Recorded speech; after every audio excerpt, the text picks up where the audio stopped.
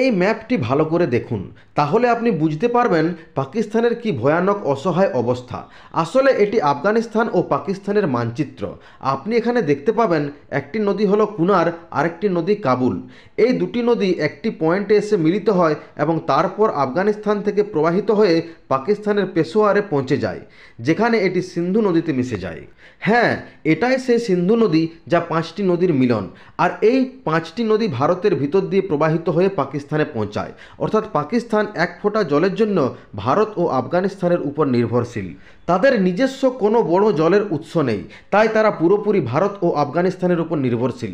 যদি ভারত ও আফগানিস্তান জল বন্ধ করে দেয়, তাহলে পাকিস্তানে সেচের কোনো সুযোগ থাকবে না, কৃষিকাজ সম্পূর্ণ বন্ধ হয়ে যাবে, মানুষ তৃষ্ণায় কষ্ট পাবে। পাকিস্তানের যে ভূগর্ভস্থ জলস্তর আছে সেটাও এই নদীগুলোর কারণে টিকে আছে। এই নদীগুলো না থাকলে শুধু বর্ষাকালের অল্প কয়েক মাসেই জল পাওয়া যাবে এবং তারপর পাকিস্তান ধ্বংসের পথে এগোবে। এই সব কিছু দেখে আপনি বুঝতে পারবেন কেন পাকিস্তান পুরো কাশ্মীর দখল করতে চায়। কারণ কাশ্মীর মানে এই 5টি নদীর উৎস, আর সেই উৎস যদি পাকিস্তানের হাতে আসে তাহলে তারা কারো উপর নির্ভর থাকবে না। তাদের মূল লক্ষ্য কাশ্মীরের জল, মুসলিম সংখ্যাগরিষ্ঠতা নয়। আর এই কারণেই তারা কাশ্মীরে রক্ত ঝরায়। সম্প্রতি ভারত পাকিস্তান সংঘর্ষের সময় ভারত ইন্ডাস ওয়াটার ট্রিটি বাতিল করেছে।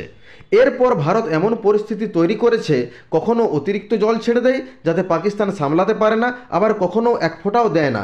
তবে আসল চমক আফগানিস্তানে, কারণ আফগানিস্তানের তালিবান সরকার এখন কুনার নদীর উপর ড্যাম নির্মাণ করতে যাচ্ছে। তারা নিজেই ঘোষণা করেছে, আমরা জল আটকে বিদ্যুৎ উৎপাদন করব, সেচের জল ব্যবহার করব এবং আফগানিস্তানের জলের ঘাটতি মিটিয়ে দেব। পাকিস্তানের মিডিয়া জানাচ্ছে এই ড্যাম তৈরির কাজ শুরু হলেই 14% জল পাকিস্তানে পৌঁছানো বন্ধ হয়ে যাবে।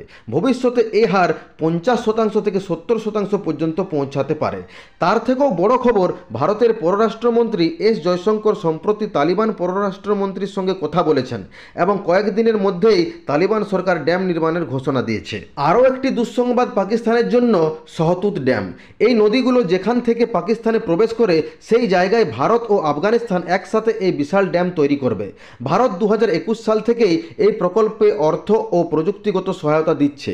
এই ড্যাম এত বিশাল হবে যে আফগানিস্তান তার সব জল নিজেই দেশেই ধরে রাখতে পারবে। অর্থাৎ ভারত ও আফগানিস্তান একসাথে এমন এক জলের নেটওয়ার্ক তৈরি করছে যার ফলে পাকিস্তান আফগানিস্তান থেকেও এক ফোঁটা জলও পাবে না।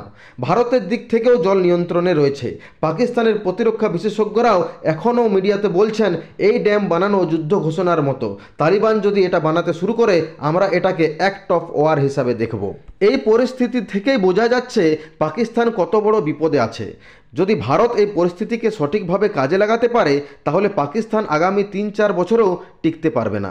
অস্ত্রের জন্য তারা চীন বা আমেরিকার কাছে যায়, টাকার জন্য অন্য দেশ থেকে চায়, কিন্তু জল এমন একটা সম্পদ যা অন্য দেশ থেকে আনা যায় না। পাকিস্তানের জনসংখ্যা যেভাবে বাড়ছে, তাদের আরও বেশি জলের প্রয়োজন, কিন্তু চারিদিক থেকে জল বন্ধ হয়ে যাচ্ছে। এভাবে চলতে থাকলে পাকিস্তান নামক দেশ খুব বেশি দিন টিকবে না।